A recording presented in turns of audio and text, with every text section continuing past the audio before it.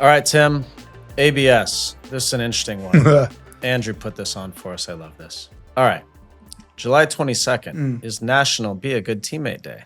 But let me stop you. Who makes Why? these days up? Who makes these days up? I don't know, This is dude. pie I in the just sky. heard- Someone just puts it out there. I'm reading a book right now, and they're talking about how many different holidays we have and how many different like awareness days in this country. I mean, there's a thing for everything, dude. I recognize right. none of them, but just All keep right. going. Well, we're going to recognize this today. Okay, today. Best teammate you ever had and why? Did you say Jags before? Jax was, yeah. Would you say best teammate? Like that guy was the best teammate. Maybe I think it was like best defense. I don't know what the question was. Best teammate. Mm-hmm. Huh. I have two. I have so many good ones. I've had so many good ones. Mm-hmm. I don't know. You have two. You're like nailed on. You have. I have two that came right to mind. Okay. You First one was Frankie Haydock. Oh yeah. Frankie. Because whether he was playing or not, or training or not, or whatever, he just loved being there. Yeah.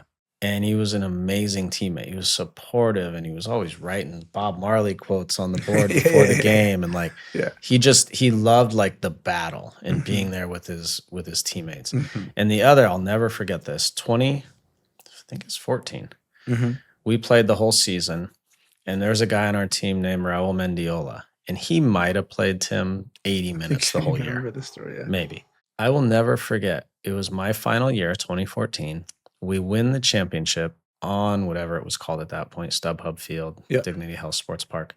And I'm like looking up to the sky, celebrating. And the first guy running off the bench was Raul Mendiola to give me a hug, give other guys a hug, and I was like, dude, that's a real teammate. A real one. You know why? I'll tell you why he was so excited, because you just made him more money by winning that championship than he had made all season long in that bonus. Of course he was. So he wasn't a good teammate? He's a great teammate, but he also knew where his bread was buttered. All right, Those are good ones. I played with Frankie at the end of his career, kind of beginning of my national team career. He was the best. He was the best. I tell you what, as you're telling the story, I'm thinking Claudio Reyna was a great teammate. He was a great teammate. He was, but I kind of like, I didn't idolize him, but he was a kid from New Jersey. He was, we've only had a few guys like him, right? We had Tab Ramos, we had Claudio, we then had you and Clint and Christian, right? And and if you look at those players I'm talking about, they're like the silky, sexy footballers that we just don't produce, right? And we've really only produced 5 of them that have had longevity and success.